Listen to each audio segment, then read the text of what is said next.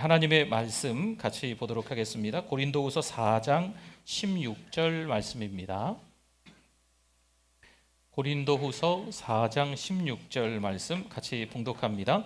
그러므로 우리가 낙심하지 아니하노니 우리의 겉사람은 낡아지나 우리의 속사람은 날로 새로워지도다. 아멘.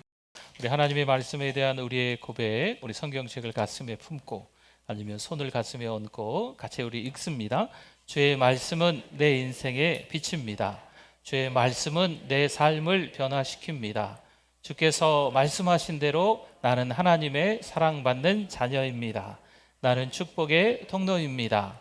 오늘도 주의 말씀에 내 마음의 문을 엽니다. 말씀하여 주옵소서. 듣고 깨닫고 말씀대로 살겠습니다. 아멘. 우리 잘 나오셨습니다. 우리 옆뒤 분들께 서로 보시면서 같이 우리 인사하겠습니다. 잘 오셨습니다. 은혜 많이 받으세요. 반갑습니다. 네, 감사합니다. 네. 아이들이 학교 갔다가 돌아오거나 나가서 놀다가 돌아오면 들어오자마자 누구를 찾을까요? 엄마를 찾죠. 엄마. 근데 엄마가 없는 거예요. 그래서 아빠가 엄마 시장 갔다 그랬더니 이 아이가 뭐라고 하는지 아십니까? 그럼 집에 아무도 없네? 네, 분명히 눈앞에 아빠가 서 있는데 아빠가 없다고 하니 너무 난처하죠. 네, 아빠는 투명 인간인가? 그러니까 아이들이 엄마를 찾는 이유가 있습니다. 그렇죠?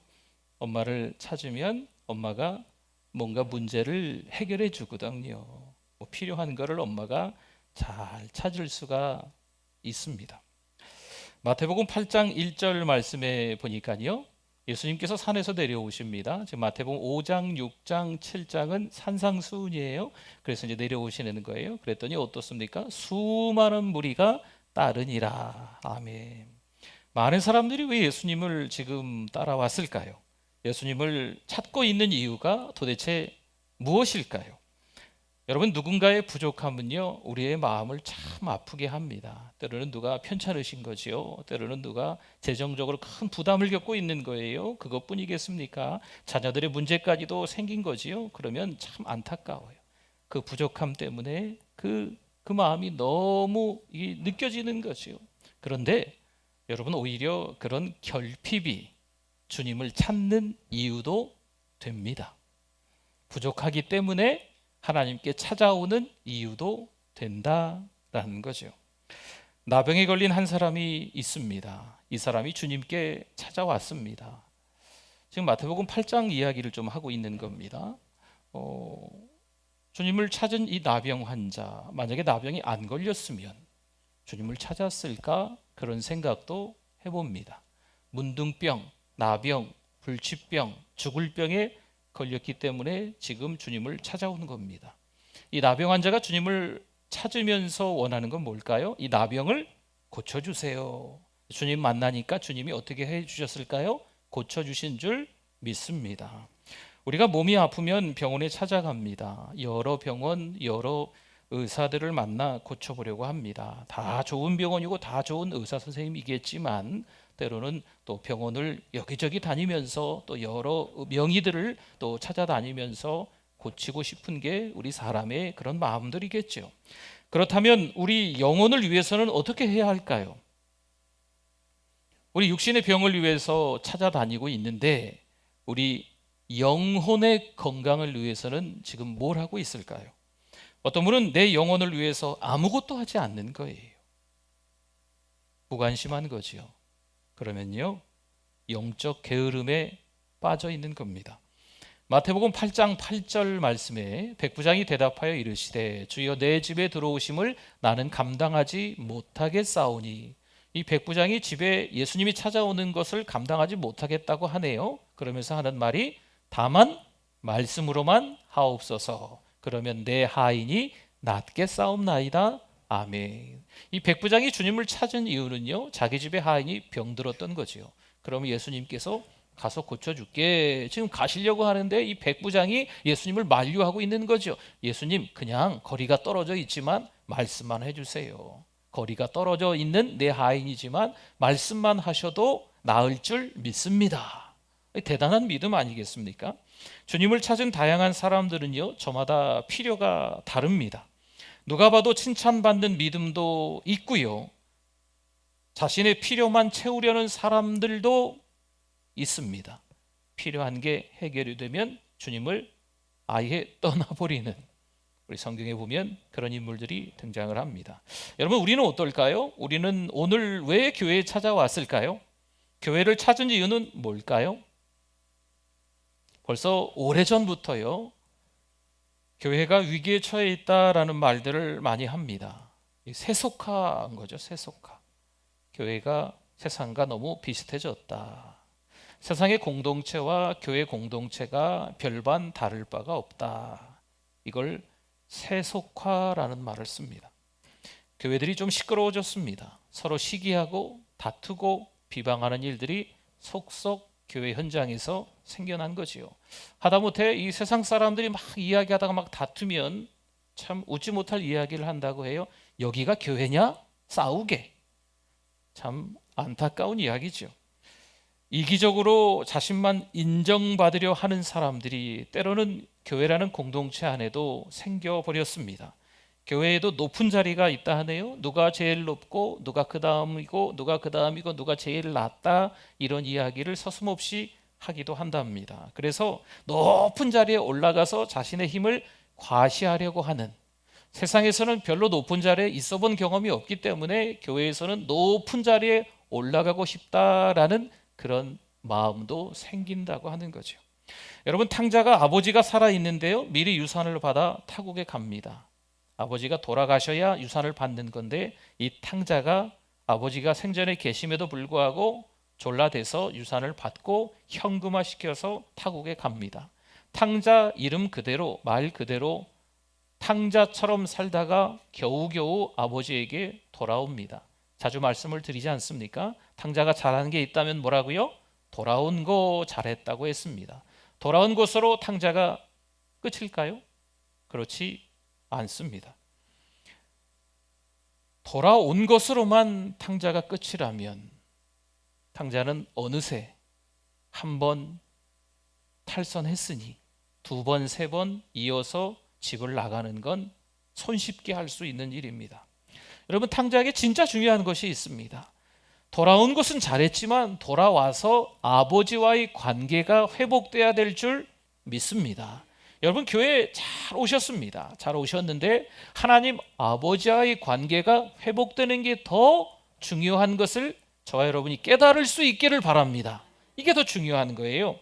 우리가 교회에 찾아온 이유는요, 저마다 다릅니다. 그런데 교회에 한번 왔다는 것으로 만족하면 탕자처럼 어느새 또 교회에 나올 일이 없게 되는 거죠. 어떤 분들은 수도 없이 많은 죄를 짓고 숨기 위해서 종교 하나를 갖습니다. 그 종교가 기독교가 된 거지요. 너무나도 많은 죄를 짓고 너무나도 자기 마음대로 살고 있다가 숨기기 위해서 종교 하나를 갖는 분들이 간혹 있습니다.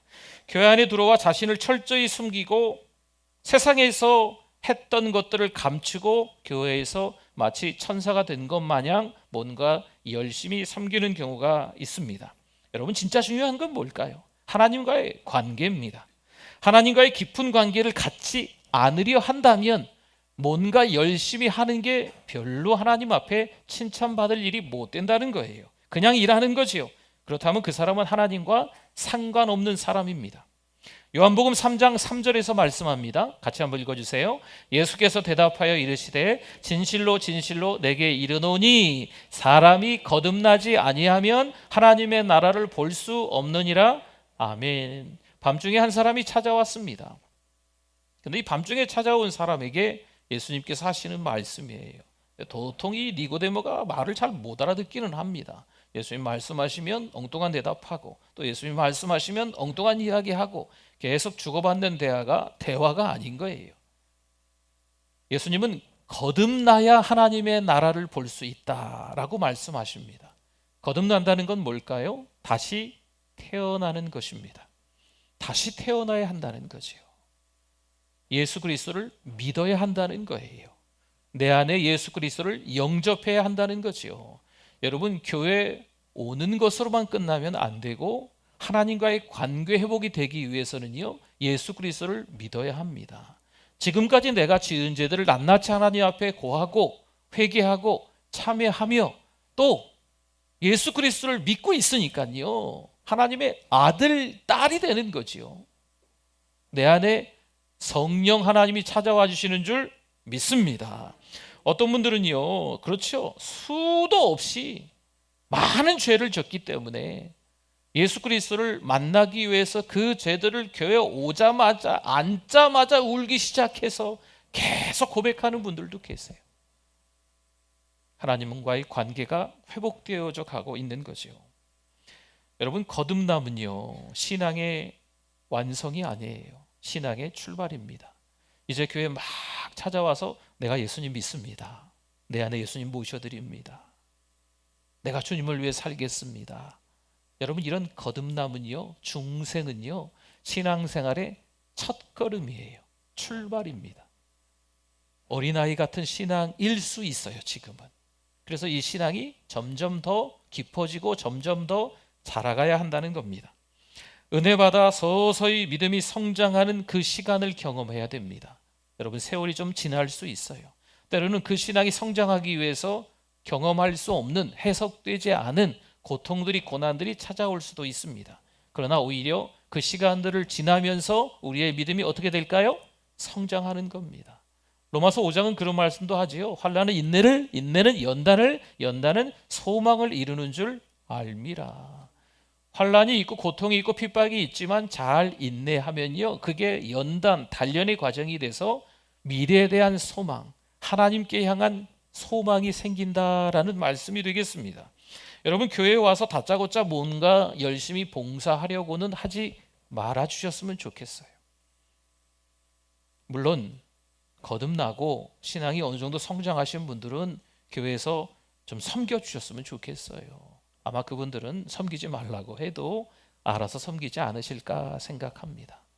아닌 분들은요, 교회에 나와서 이제 믿음의 첫걸음을 내딘 분들은 뭔가를 섬긴다기보다도 은혜 받는 일에, 예배 드리는 일에 더 집중해야 될 것 같아요. 기도하시고 찬송하시고 하나님의 말씀 듣는 게 행복하고 즐거운 시간이 돼야 됩니다. 찬송이 너무 즐거워야 돼요. 하나님과 대화하는 이 기도 시간이 너무 행복해야지요. 하나님의 말씀을 들으면서 은혜 받아야지요. 그러한 시간들을 통하여서 우리의 신앙이 더 깊어진다는 겁니다.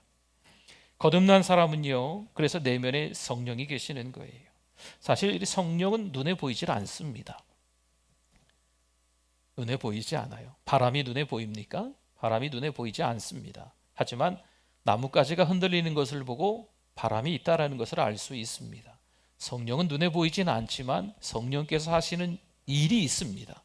그것을 통해서 성령이 내 안에 계시다 알 수 있는 거예요. 내가 찬송하면서 기쁜 거죠. 기도하면서 하나님께 올려드리는 기도가 너무 감격스러운 거죠. 하나님을 더 많이 알아갈 수 있는 기도가 되는 거예요. 하나님의 말씀을 들으면서 깨달아지는 거죠. 그러면 내 안에 성령께서 계시는구나, 내 안에 성령께서 일하고 계시는구나 라는 것을 깨달을 수 있는 겁니다. 교회를 와서 어찌어찌 해서 아직은 거듭남을 경험하지 않았다고 생각해 봅시다. 그런데 시간이 좀 지나서 자연스럽게 교회에서 어떠한 분들의 권유에 의해서 봉사를 하게 됩니다. 그럼 어느새 교회 문화에 익숙해져 갑니다. 아직 예수님을 믿지는 못했는데 교회에 와서 찬송이 즐겁고 기도가 행복하고 말씀이 은혜롭고 예배드리는 시간이 너무 좋은 걸 경험하지 못했는데 교회 문화에 이미 익숙해져 있습니다. 그리고 세월 따라 교회에서 직분까지 생겼습니다. 여러분, 이 사람은 종교인입니다. 그리스도인이 아니고 종교인입니다. 안타깝지만 거기에는 생명이 없습니다. 종교인이 교회의 리더가 되면 교회는 세상과 같아집니다. 좀 시끄러워지겠죠. 이런 사람은 애초에 교회를 찾은 이유가 다릅니다. 하나님도 상관없고 목사도 필요 없고 교회 안의 성도들에게도 별로 관심이 없습니다. 자기 애가 강해서, 자기를 사랑하는 마음, 자기애, 이게 너무 강해서 자신이 원하는 대로 돼야 직성이 풀립니다. 그렇지 않으면 서운하고 섭섭해하고 결국 문제를 만드는 거죠. 여러분, 물이 얕으면요 쉽게 오염됩니다. 주변 상황에 쉽게 영향을 받습니다. 하지만 물이 깊으면 쉽게 오염되지 않습니다. 주변 상황에 영향을 받지 않는 거예요. 여러분, 얕은 물을 작대기로 한번 막대기로 휘저어 보세요. 얕은 물은 금방 흙탕물이 됩니다. 그러나 깊은 물은, 깊은 강은 아무리 긴 작대기로 흔들어 봐도 흙탕물이 되지 않습니다. 거듭나서 신앙의 깊이가 있는 우리 모두가 되실 수 있기를 축원합니다. 고린도후서 5장 17절 말씀입니다. 이 말씀도 같이 한번 읽어주세요. 그런즉 누구든지 그리스도 안에 있으면 새로운 피조물이라 이전 것은 지나갔으니 보라 새 것이 되었도다. 아멘. 예수를 믿고 거듭났으면 새로운 피조물, 새 것이 된 줄 믿습니다. 그냥 흉내 내는 게 아니에요. 신용만 내는 게 아니에요. 우리 영어 얘기를 해서 좀 죄송한데요, 변화되다라는 게 체인지입니다. 체인지. 모습을 바꿀 수가 있어요. 제가 넥타이를 지금 안 맸죠? 넥타이를 또 맬 수도 있습니다.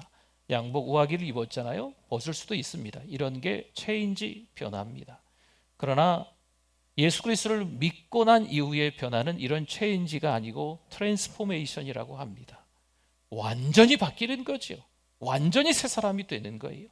겉모습이 변하는 게 아니고 어디가 변해요? 속 사람이 변하는 것을 말씀하고 있는 겁니다.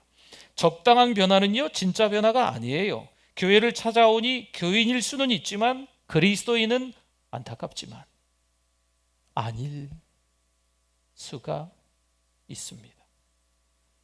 여전히 옛날 삶의 방식에 길들여져 있는 거죠. 죄 짓는 게 쉬울 수 있습니다. 다시 태어남이 없으면 변화를 기대하기 어렵습니다. 그래서 오히려 더 교회 문화에 익숙해져서 교회의 장점, 단점들, 이 사람 평가, 저 사람 비방, 이런 것들이 너무 손쉽게 우리의 입술에서 나오고 그런 이야기만 들리고 이걸 변질이라고 합니다. 회심의 사건이 없는 사람은요 예배가 불가능한 거예요. 앉아있긴 한데 아무 의미가 없는 거지요. 영화관에 앉아있나 교회에 앉아있나 어떤 회의 모임에 앉아있나 별반 다를 바가 없는 거죠. 그럼 내가 변화되었는지 어떻게 알 수 있을까요? 물론 거듭남은 성령의 역사입니다. 인간의 노력으로는 되지 않습니다. 죄에 찌드는 인생이 성령의 역사하면 분별력이 생기는 거죠. 거듭나면 내 안에 성령께서 일하고 계시면 분별할 수 있는 거예요. 죄에 대해 민감해지고요 더 이상 죄를 합리화하거나 미화시키지 않는 거죠. 여러분, 착하게 살아라 라는 말씀을 드리는 게 아니에요. 윤리적으로 도덕적으로 살아라 라는 말씀을 드리는 게 아니에요. 누구를 믿어야 된다? 예수님을 믿어야 된다라는 말씀을 드리는 거예요. 여러분, 예수님 믿으면 죄의 문제가 해결되는 줄 믿습니다. 사랑하는 성도 여러분, 성령께서 우리 안에서 일하시는 줄 믿습니다. 찬송이 즐거워요. 기도가 행복한 시간이에요.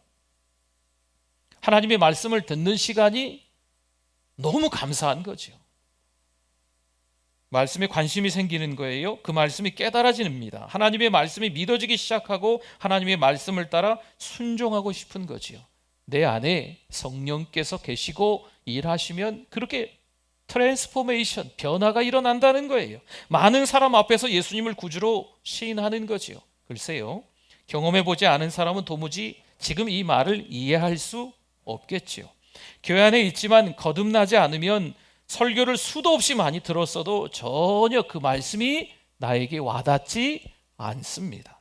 하지만 거듭난 성도는 말씀을 통해서 그 말씀의 현장에서, 은혜의 현장에서 십자가가 와닿는 거죠. 이제는 말씀을 듣다가 내가 죄인이구나 라는 것을 깨닫게 되는 거예요. 교회에 와서 얼르고 달래며 위로받는 시간 있긴 해야 되겠죠. 한 주간 동안 얼마나 힘들고 어려운, 복잡하고 참 오해가 있는 전쟁터와도 같은 세상에 살고 있으니 교회에 와서 어떤 날은 위로받고 싶습니다. 또 말씀을 준비하다 보면 어떤 날은 위로의 말씀만, 축복의 말씀만, 사랑의 말씀만 준비될 때가 있어요. 그러면 그 말씀을 통해서 우리가 위로받는 거죠. 그러나 그런 시간만을 기대하지는 마십시오. 하나님의 말씀은요, 양떼를 모는 채찍 같고 잘 박힌 목과 같아야 됩니다. 하나님의 말씀을 통해서 정확하게 내가 죄인이다 라는 사실이 깨달아져야 합니다.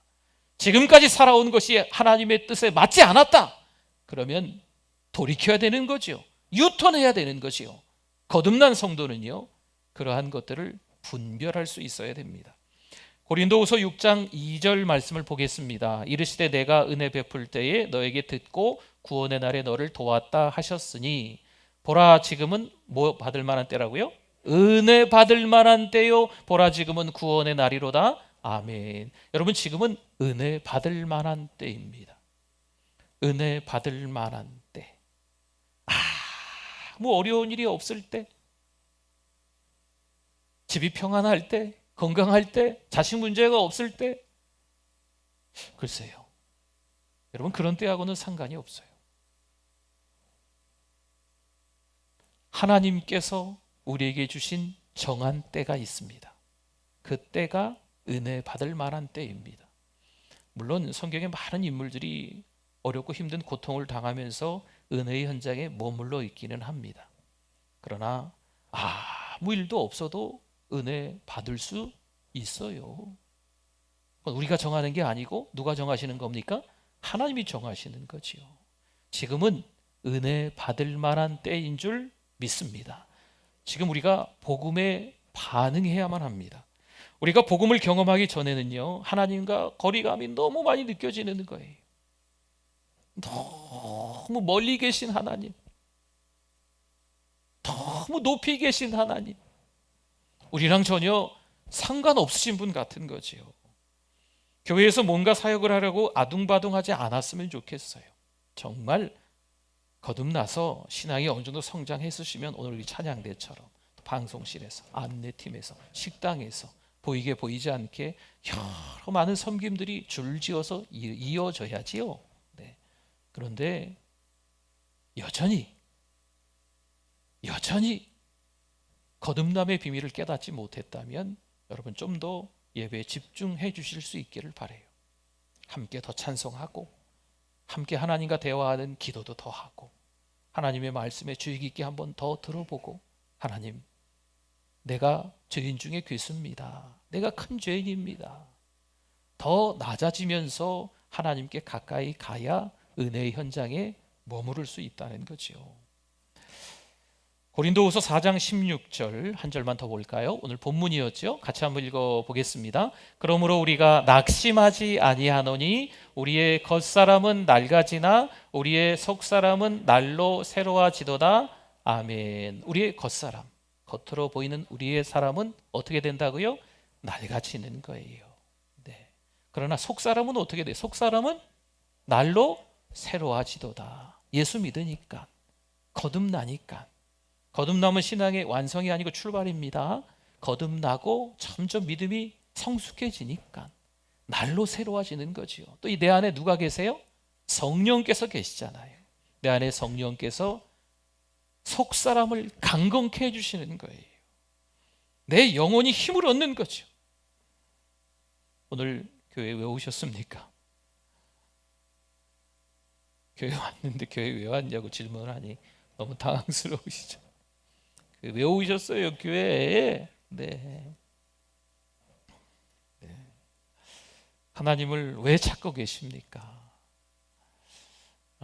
영적인 고민, 이런 영적인 갈등이 우리 가운데 있는 게 맞아요. 네. 저도 이제 시간을 내서 이렇게 말씀의 은혜를 받으려고 또 뭐 이렇게 좋은 목사님 설교를 가끔 들을 때가 있습니다. 어떤 목사님이 그런 얘기를 하시네요. 교회를 너무 욕한다는 거죠. 교회를 다니시는 분인데 뭐 그렇게 부정적으로 이야기한다는 거예요. 그러나 우리가 거듭나고 점점 신앙이 성장하는 과정 중에 그게 들어가 있는 거라는 거죠. 여러분 때로는요, 우리 가족 중에 함께 신앙생활을 잘하고 있는데 자꾸 이게 딴지를 거시는 분들이 있다면 너무 미워하고 그러지 마십시오. 그 과정이 지나면 더 믿음 좋아질 줄 믿습니다. 그렇죠? 여러분 한 주간 하나님을 경험하면서 살아가실 수 있기를 축원합니다. 아멘. 하나님 아버지 감사합니다. 믿음으로 살아가는 우리들 되게 하여 주시옵소서. 하나님을 찾은 이유를 잘 깨달아서 하나님과의 관계가 회복되는 우리들 되게 해 주실 줄 믿습니다. 예수님의 이름으로 기도드립니다. 아멘.